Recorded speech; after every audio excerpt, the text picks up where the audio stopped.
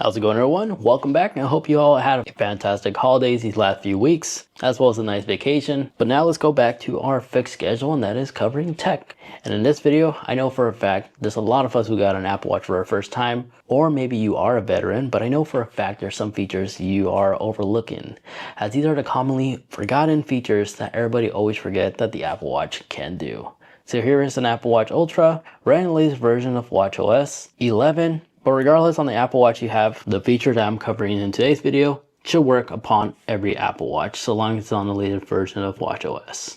Now, I am currently charging my Apple Watch using the provided USB-C charger, and I'm using my iPhone to charge it, as simply just plugging it in to your iPhone. So long as you have a USB-C device, you can simply just plug it in and charge your Apple Watch from your iPhone. So that's pretty cool. But in terms of notifications from the Apple Watch, most of the time there is no need to get all these notifications that you receive on your phone on your Apple Watch, which is why it's always recommended is to go in some of these pointless notifications that doesn't need to be notified on your Apple Watch and just turn them off entirely. But instead of going through these one by one, a faster method would be to launch the Apple Watch app on your iPhone and go into your notification tab and go down to each app and just take the second and go through some of these apps that you do not need to receive those notifications from your iPhone, like my Amazon, Alexa. I don't need this, don't need that. Really, the only important notifications I want to be receiving on my Apple Watch would be like my home notifications for like my smart security, maybe authentication for security purposes, but everything else I really don't care. Maybe banking would be something that will be considered, as well as like the Find My, when in case you leave your devices behind. So it's always good to go back and look at some of these apps, so it's not mirroring the unwanted notifications, but all your important stuff like your messages and stuff like that will appear automatically on your Apple Watch. And another thing you could do, if you go in your Apple Watch settings, a new update that they recently added can be located in settings, and then scroll down in the sound and haptic tab, ringtones, as now you have a variety of different ringtones to select from. So you can change your ringtones as well as your text tone, new mail, and calendar alerts sound to other things now. And then the next thing, surprisingly, to this very day, a lot of people don't know about this, but whenever you launch Control Center, this little phone icon with the audio waves, you know, if you tap once, it'll play sound on your iPhone, but if you long hold, it would actually flash your device.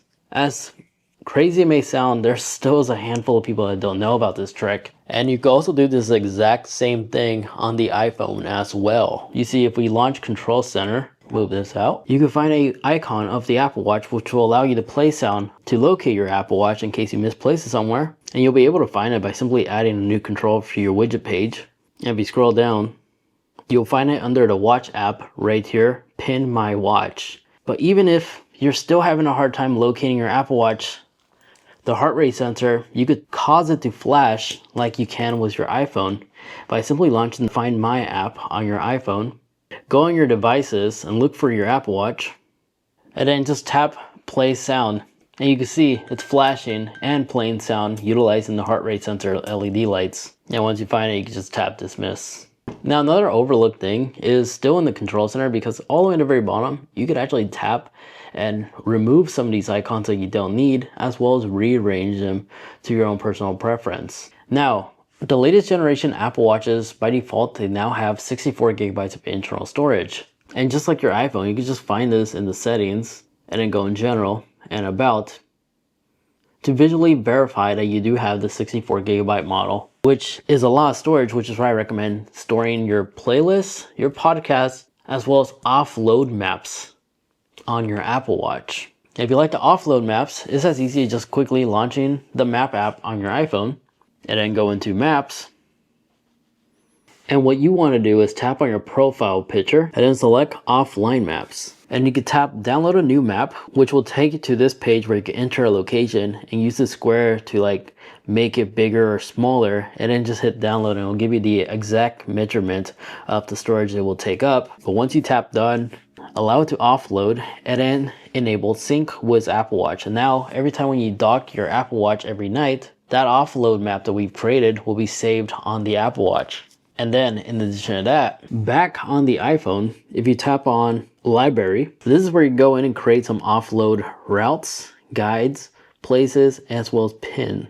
So in routes, you can literally create a new route, all custom, and it'll also be stored offline on the Apple Watch this way as well. And then as for offloading playlists and stuff, music, podcasts, in the Apple Watch app, just scroll down to the app for your music or podcasts. You can automatically enable save your recent music to be offloaded, or you could tap the plus icon and go into your playlist and manually just add them just like that, and it will give you the progress right there. You could do this on playlists, artists, albums, made for you, and etc. And the same method will apply for like podcast apps as well. As you can see, they're automatically offloading. Having music offloaded on the Apple Watch, you could also play sound now. So long as you have an Ultra 2 or a Series 10, you are able to play music utilizing the internal speakers on your Apple Watch by simply just launching the app, like the Apple Music app.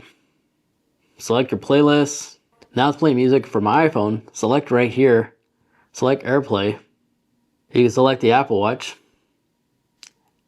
And then the audio is playing through the speakers for my Apple Watch, just like that. Keep in mind, this only works if the Apple Watch is not being charged. Why it wasn't working for us earlier. But that's how you can manually select between different devices. Now with these latest generation Apple Watches, if you like to exchange contact information, it's as easy as simply just tapping your Apple Watch on another Apple Watch user or their iPhone, and you'll each just transfer your contact information just like that.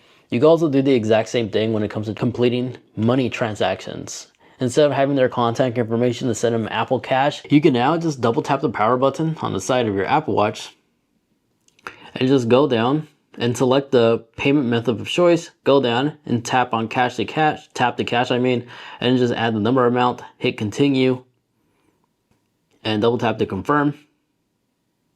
And now you simply just tap another device, could be an iPhone or another Apple Watch, a cool animation will appear, and you just simply complete a transaction just like that. I used this already quite a few times and it's really helpful. And then when it comes to gesture controls, a double tap on the digital crown will obviously bring up your app switcher. A double tap on the power button will bring up your Apple Pay.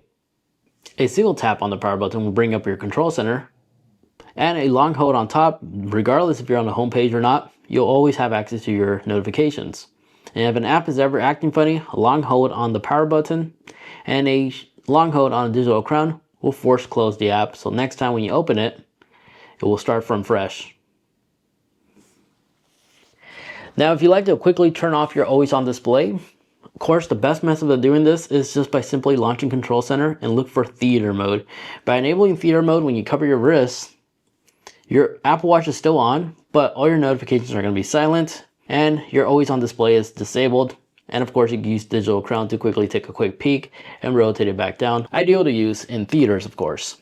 But with theater mode activated, if you activate the flashlight, it will default to red because red is the color that's typically used to retain your night vision in a dark room. Now with every Apple Watch, if you launch the camera app, you can launch the viewfinder of your iPhone.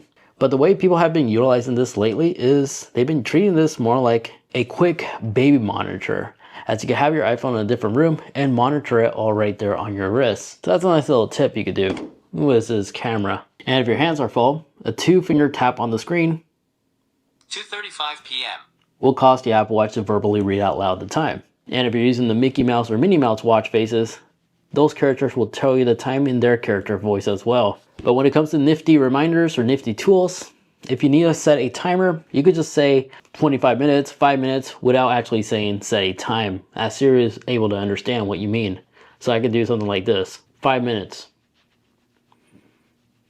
And the 5-minute timer Counting down. just started like that. Other cool, useful things you could do with Siri is you could ask it to flip a coin. Flip a coin. Tails. Extremely useful when you have to decide on something quick and you can literally just tell your friend heads or tail. And then when it comes to choosing workouts, again, when you select a workout, this 3-second timer can be bypassed by simply tapping on the screen once. And then after a minute, you could tap the plus icon to select the next workout to have it all under one log. And just like that, those are a handful of features that a lot of people typically always forget or don't know that the Apple Watch can do. Hope you found this video quite useful. If you did, you know what to do. Greatly appreciate if you could actually leave this video a like, because I like to keep my videos powered by you guys, not from third-party brands or anything like that.